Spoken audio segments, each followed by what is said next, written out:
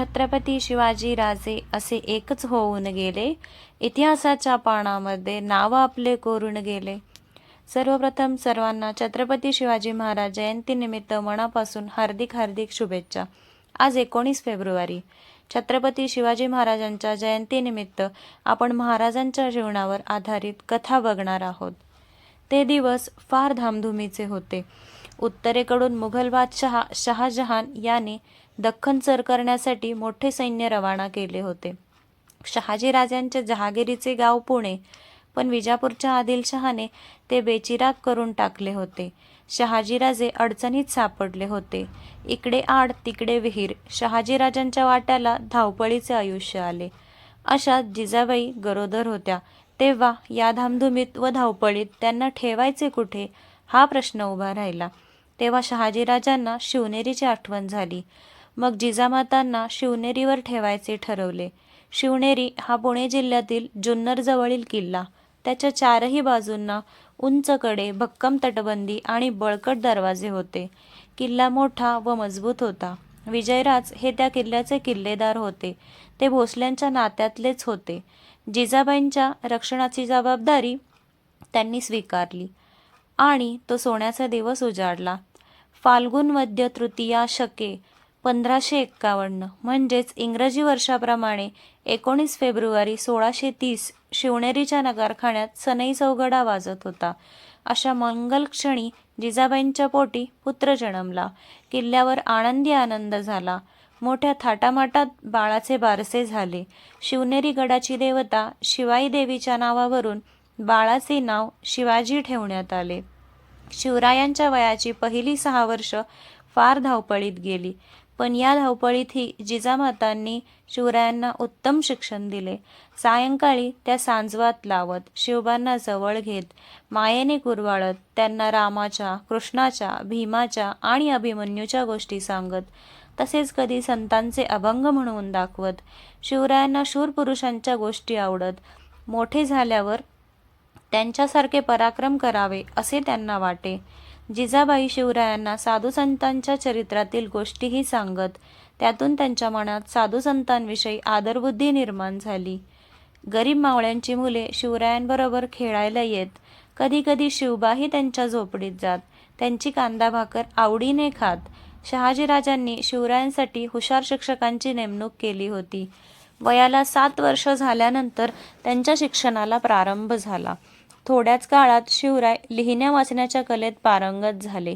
शहाजीराजांनी शिवरायांना युद्धकला शिकवण्यासाठी काही शिक्षकांची नेमणूक केली होती. त्यांनी शिवरायांस घोड्यावर बसणे, कुस्ती खेळणे, दांडपट्टा फिरवणे, तलवार चालवणे इत्यादी विद्या शिकवण्यास प्रारंभ केला. अशा प्रकारे वयाच्या 12व्या वर्षापर्यंत शिवरायांना विविध विद्या व कला यांचा परिचय झाला. जिजाबाईंना खात्री होतीच, आपल्या पोटी जन्माला येणारा कोणी साधासुधा नाही, कोणीतरी वेगळा आहे, अवतारी आहे. नाहीतर मला हत्तीवर बसावे, डोंगरावर चढून किल्ले पहावे, सोन्याच्या सिंहासनावर बसून दान करावे, उंच उंच ध्वज उभारावे, अंगावर चिलखत चढवून लढाया कराव्या, असले डोहाळे कशाला लागले असते.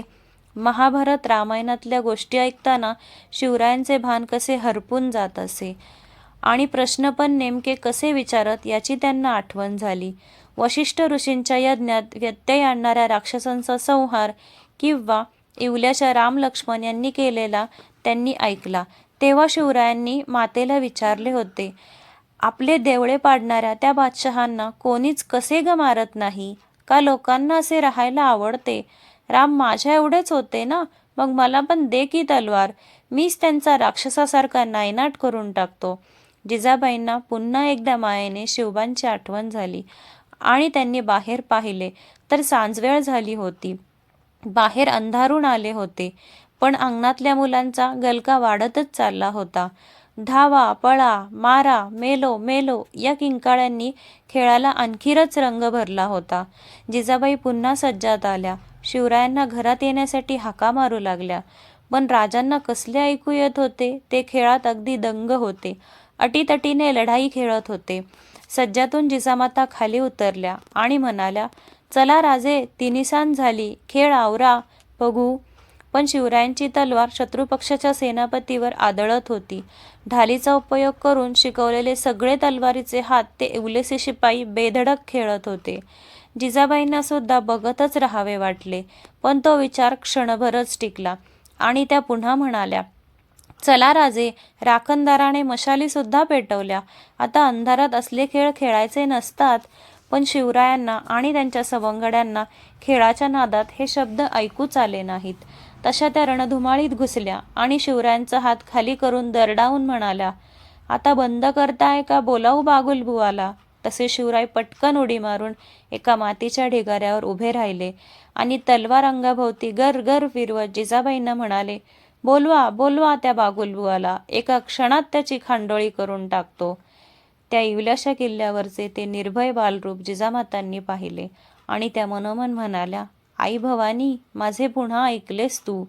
आता हा तुझा अर्जुन नक्कीच महाभारत घडवेल, तुला आणि मला हवे तसे. पुढे जाऊन विजापूरच्या ढासळत्या आदिलशाहीमधून त्यांनी स्वतःचे स्वतंत्र राज्य निर्माण केले.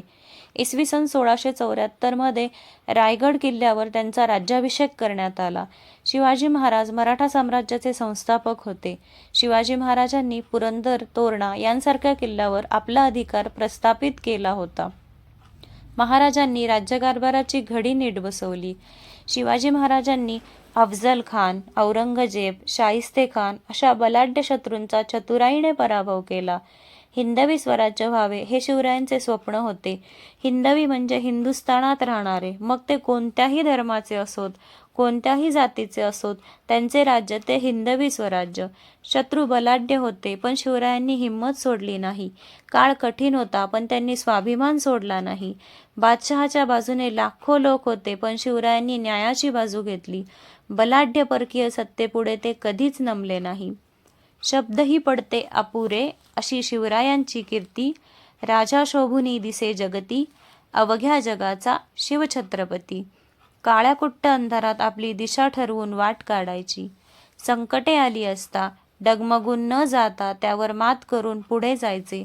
बलाढ्य शत्रूंशी आपल्या तुटपुंजा बळाने झुंज देत आपले सामर्थ्य वाढवत जायचे.